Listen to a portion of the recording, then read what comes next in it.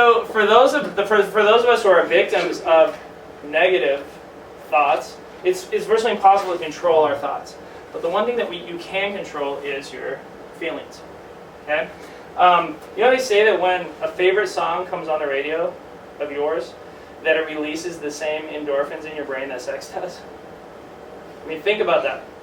Okay? Think of the power that a song has. And all of us know that where it comes on, that you're driving in the car, and it comes on, you're like, oh yeah, I love this song. That's not how I look when I have sex, but but think about the power of that. Okay, think about, I can't change my thoughts every day, but think about the feeling that you have when you wake up Monday morning. Okay, I remember when I was teaching high school and going to MBA classes at night. I remember Sunday. It wasn't Monday morning. It was Sunday night. I was starting to feel sick to my stomach. I remember thinking, ugh, I got to do that whole grind again. And I love teaching, but I hate all the BS associated with it. And I remember just dreading that. And some of you are nodding your head because you empathize with that. And so, think about, as far as changing our patterns, what if you were to, leave the headphones by your bed with the MP3 player queued up to the endorphin-releasing favorite song that you have? And imagine Monday morning confronting that anxiety or that hatred or the frustration with your favorite song.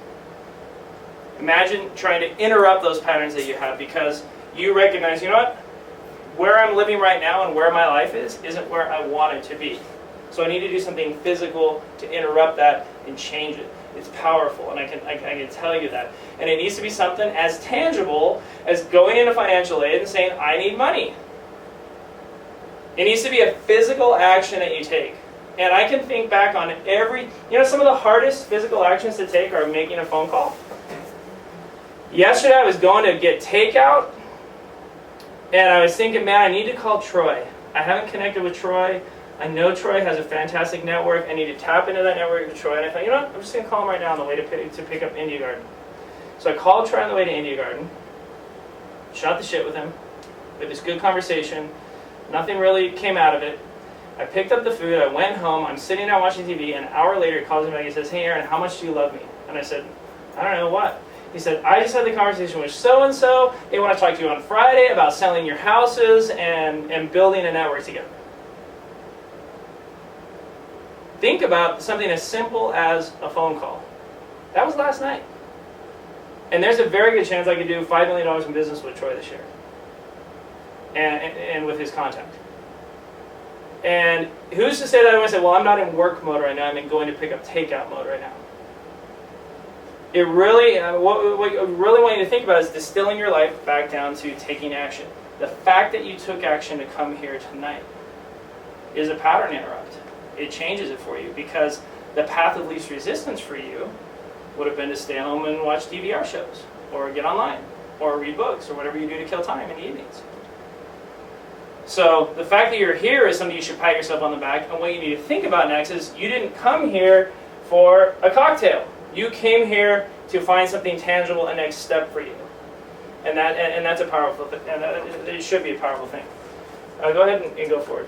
Now, something that's fascinating me is how we learn, how our brain learns. They did a study, and they took rats, and they hooked up sensors to their motor cortex. And they said, let's see if when a rat learns something, let's see what physiologically happens to their brain. Okay? So they said, let's devise a test where they have to learn. So they put this little slit in the wall, and on the other side were seeds. So then they hooked the little sensors up to the rat's brains and put them in there, and sooner or later the rat would put its hand through there and realize there were seeds, pull the seed out and eat it.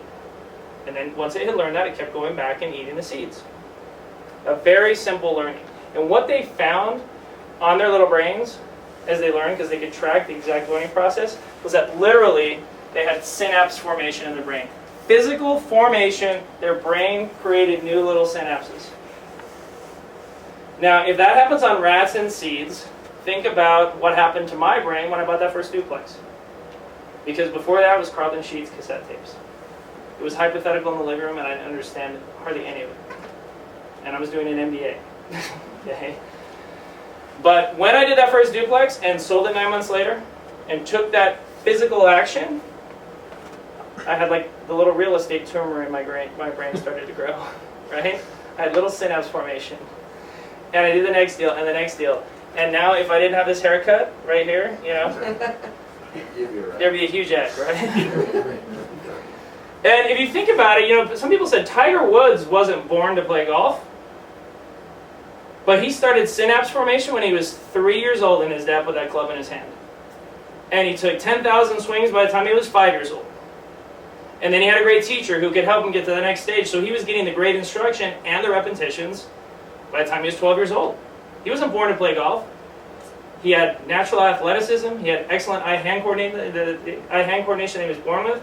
But he had a father who loved golf and a father who put that in his son's hands at a young age and started that synapse formation. So one of the biggest weaknesses that I see with people who want to make money from real estate is that they're afraid to take that tangible action. They don't realize that until they get in the game. I mean, think about Monopoly. What happens if you choose your little horse or your thimble or your little car, okay, and you just keep zipping around the board, but you don't buy any properties? You gonna get some money? Sure. What do they have? Treasury chest is how much? 25 bucks? Okay. You pass go. Every time you pass go, you get how much? 200 bucks. You get paid, right? But if you don't get in that game, your little bank will start getting big until somebody has what? A red hotel. And when you land on the red hotel, you may have passed go 15 times. And you're making money, right? You're the chief rat in the rat race. But you're not going to win that game unless you take action within the game. And what is taking action when you play Monopoly? How do you get paid? You own the red hotels. And how do you get red hotels? You trade up from little green houses.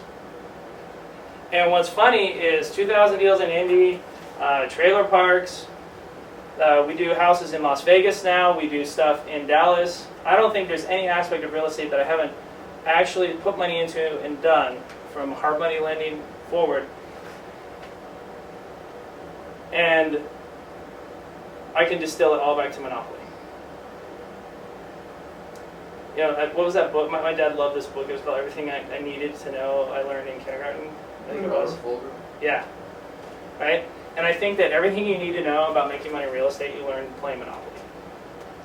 You don't get in the game, you don't buy little green houses, you don't make money.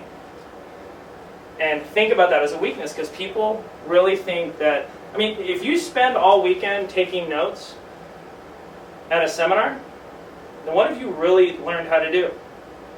Increase your dexterity on taking notes.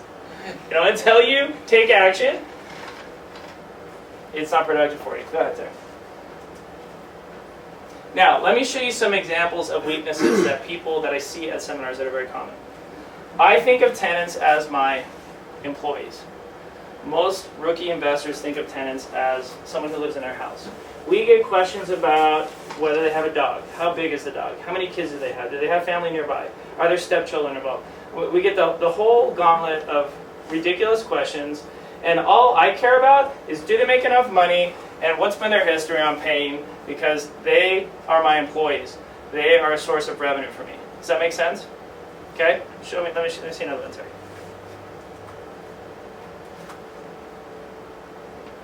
Some people, when I go to these seminars, I was in California a few weeks ago, and a lady was asking me, well, what colors do you use when you paint your houses? What colors carpets? Because I like neutral colors. And I'm like, sweetheart, everything in my houses is green. The paint, the flooring, the windows, because all I see in that house is a source of revenue. It's just money to me. I have never, in over 2,000 properties, told my contractors what color paint to use, what color carpet to put in. I just say, don't make it look ugly. Make sure you can rent it out. Why? Because what are those kinds of trivialities called? Minutia. Minutia is the biggest single obstacle to making money. You get obsessed about the minutia, You know, who looks under the little green house to see if it was stamped correctly at the machine press? Who gives a shit? All I want is the little green house on the space so I can make money, right? Or I go, oh wait, the smokestack's not lined up. Can I trade this back? I mean, people obsess about that the same way, right? It sounds ridiculous in the context of monopoly, but investors do that to us all the time. And I'm like, stop, it's just an investment vehicle. You didn't call Enron. Well, you probably did call Enron when they were the primary source of your mutual fund. Okay, I am a well digger. You buy bottled water. I dig wells, you buy bottled water. You keep worrying about where the next paycheck's going to come from. I buy 10 houses, make sure they're free and clear, and now I have a source of income, a source of water. Does that make sense? You just keep going to the job to get more bottled water every day. Your bottled water is called your paycheck. You see how, because I have a real estate tumor, my brain's different than yours? Because of the way that I see it? I mean, physiologically, when you've made that first million, I'm telling you, the way that you think about money and the way that you think about the world changes. And sometimes I feel like I'm I started teaching high school, okay? And I loved history. I only majored in history because I liked it. And I only was teaching it because I loved it. And I felt so irritated sometimes that only 3 of the 33 kids were hearing what I was saying, and what I was so passionate about, and couldn't see why they couldn't feel that way. And I feel that way all the time when I'm at these seminars, because I'm like, look, you can just overcome the fear that you have and get a little greenhouse and get in the game. I'm telling you, you'll learn so much more. You just got to move forward on it. Does that make sense?